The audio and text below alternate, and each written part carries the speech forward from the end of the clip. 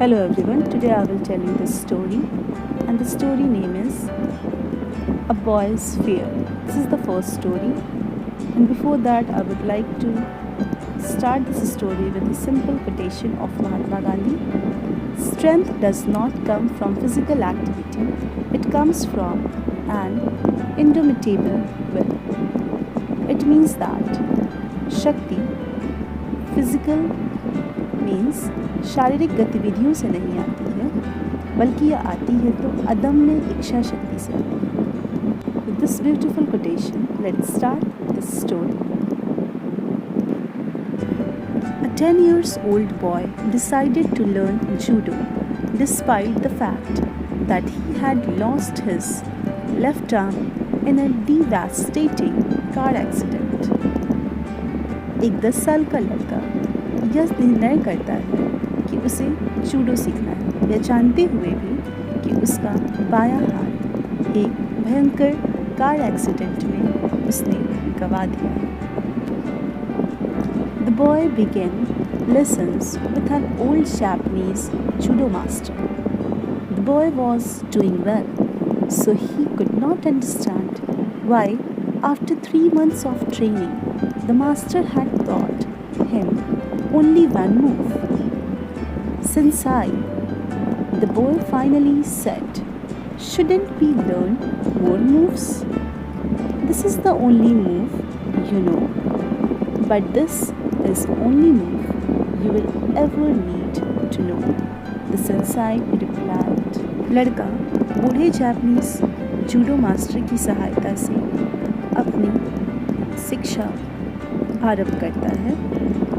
लड़का बहुत अच्छे से गुरु के बताए हर निर्देश का पालन करता है, पर उसे यह समझ में नहीं आता कि अभी तक ट्रेनिंग के 3 महीने हो चुके हैं, पर उसने केवल एक ही मूव्स को सीखा है. इसलिए लड़का अपने टीचर सेंसाई से पूछता है कि क्या हमें और मूव्स नहीं सीखने चाहिए. इस पर सेंसाई बच्चे को यह बताता है कि हमें और मूव्स जानने तो चाहिए, लेकिन यही एक मूव है जो तुम्हें हमेशा हेल्प करेगा. Boy was not able to understand, but believing in his teacher, the boy kept training. Several months later, the sensei took the boy to his final tournament. Surprisingly, the boy easily won his first 2 matches. The third match proved to be more difficult, but after some time, his opponent became impatient and changed. The boy used his one move to win the match. Still amazed by his success, the boy was now in the finals. लड़का कुछ समझ नहीं पाया, पर वह अपने शिक्षक पर विश्वास करके अपनी ट्रेनिंग को सीखता गया. बहुत महीनों के बाद सेंसाई उस लड़के को पहले टूर्नामेंट के लिए ले गया, और यह बहुत अद्भुत एक्सपीरियंस था उस बच्चे के लिए, क्योंकि वह पहले दोनों मैच जीत गया और तीसरा मैच उसके लिए थोड़ा सा डिफ़िकल्ट था, बट कुछ समय के बाद उसने ओपोनेंट को हरा दिया और वह भी मैच जीत गया और इस तरह फाइनल में आ गया. उसे बिलीव नहीं हो रहा था कि कैसे वो एक ही मूव्स के कारण फाइनल तक पहुंच गया. This time his opponent was bigger, stronger and more experienced. For a while, the boy appeared to be overmatched. Concerned that the boy might get hurt, the referee called a timeout. He was about to stop the match when the sensei intervened. No, the sensei instead let him continue. Soon after the match resumed, his opponent made a critical mistake. He dropped his card. Instantly, the boy used his move to pin him. The boy had won the match and the tournament also. इस समय जो opponent में player था वो बहुत ज़्यादा बड़ा और स्ट्रॉन्ग था और बहुत ज़्यादा एक्सपीरियंस्ड भी था। ऐसा लग रहा था कि वो इस बच्चे को हरा देगा और उसने बहुत टाइम बच्चे को हर्ट भी किया और रेफरी ने टाइम आउट का सिग्नल भी दे दिया। बट बच्चे के सेंसाई ने मीन्स टीचर ने कहा कि अभी कोई इंटरवल नहीं चाहिए, बच्चे को यह मैच कंटिन्यू कर लेना।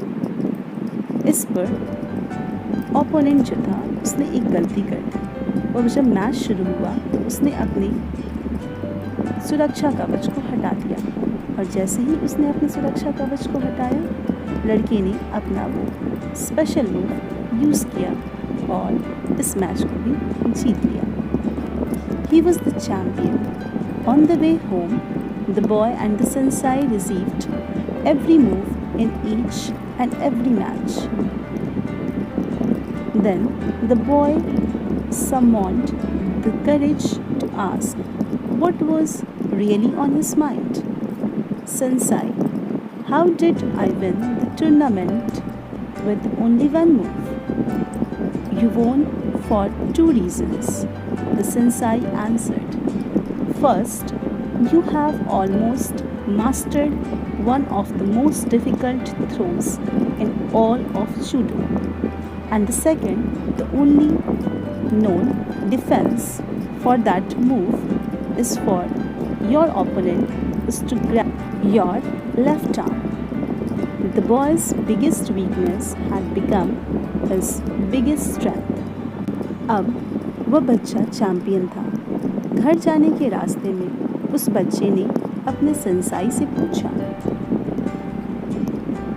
कि क्या आप मुझे बता सकते हैं कि मैं कैसे यह टूर्नामेंट जीत गया। सेंसाई ने कहा 2 वजह से तुम यह मैच जीत पाए। पहला कि तुम उस सबसे डिफ़िकल्ट जूडो के मूव्स को आसानी से कर लेते हो, यह एक रीज़न है। And second one is that,